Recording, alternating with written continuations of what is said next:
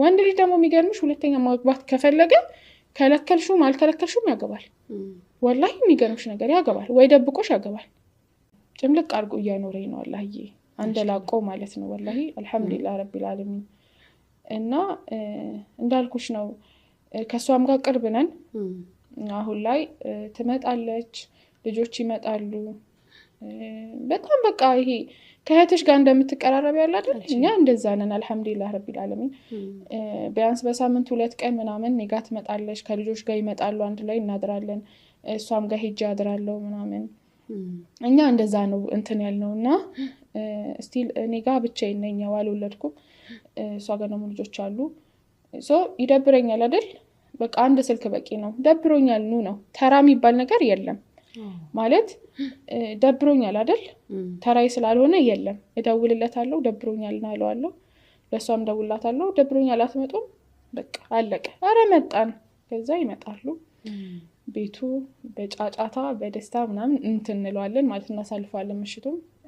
አንዳንድ ጊዜ የደበረኝም ቀን እኔም ተነስቼ እሷ ጋር ሄዳለሁ። እንደዛ ነው የምናሳልፈው። እስቲል እንግዳ ሲመጣ እንዳልኩሽ ቅርብም ስለሆነን አረ እንትን የለኝም ላኪልኝ ቶሎ በይ፣ እንትና ልጆቹን ላኪልኝ ሱቅ ልላክ ቶሎ በይ ምናምን ብያት እንደዛ ነው የምናሳልፈው። እኔ ጋር እንግዳ ካለ መታ ስራ አግዛኝ ምናምን ሰርተን ነው የምንሄደው። እስቲል የኔ እናትና አባት ጋር ስንሄድ ሄደን አድረን ምናምን እንመጣለን። እሷ እናትና አባት ጋር ሄደን ተጫውተን ነው ምን መጣ ገባሽ? እስከዛ ድረስ ነው እንትን የምንለው። ይቻላል። ይሄ ሚዲያ ላይ እንደሚወራው አይደለም። ሜቢ ሌላ ቦታ አላቅም፣ ግን ይቻላል። እኛ ችለን እየኖርነው ነው። ወላሂ በጣም ደስተኛ ሆነን እናትና አባቷ በጣም ይወዱኛል፣ በጣም ያከብሩኛል ከምልሽ በላይ። ሞር እናትየው ደግሞ በጣም ትወደኛለች። እኔም ጋር ስትመጪ ደግሞ እናቴም አባቴም በጣም ነው የሚወዷት፣ ወንድሞቼም እህቶቼም ሁሉም ማለት ነው። ቤተሰብ በቃ እንደራሱ ነው የተቀበላት። ሰርግ ሲኖር ከኔ ጋር ማሽ ለብሳ ነው የምትለው። አሁን ባለፈው እንደሚያግብቶ ከኔ ጋር ማሽ ከእህቶች ጋር ማሽ ነው የለበሰችው። ምክንያቱም የቤተሰቡ አካል ናት። በቃ ነባሽ እንደዛ ነው።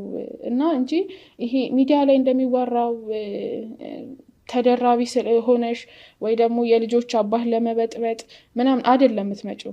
ፈርስትሊ ስህተቱ ምን መሰለሽ? አንድ ወንድ ሲያገባ ሴቷ ናት የምትጠመደው፣ ሁለተኛ ሚስት ሆይ ፈልጎ የሄደው እሱ ነው፣ ህፃን ልጅ አይደለም። ገባሽ? ትልቅ ሰውዬ አግብቶ ስንት ዓመት የኖረ ልጆችን የወለደ ሰውዬ ኃላፊነቱን ሁለተኛ ሚስት ልትወስድ አትችልም በምንም ተአምር ማለት ነው። ጥፋት ካለ ጥፋተኛ ሊደረግ የሚችለው ባልየው ነው።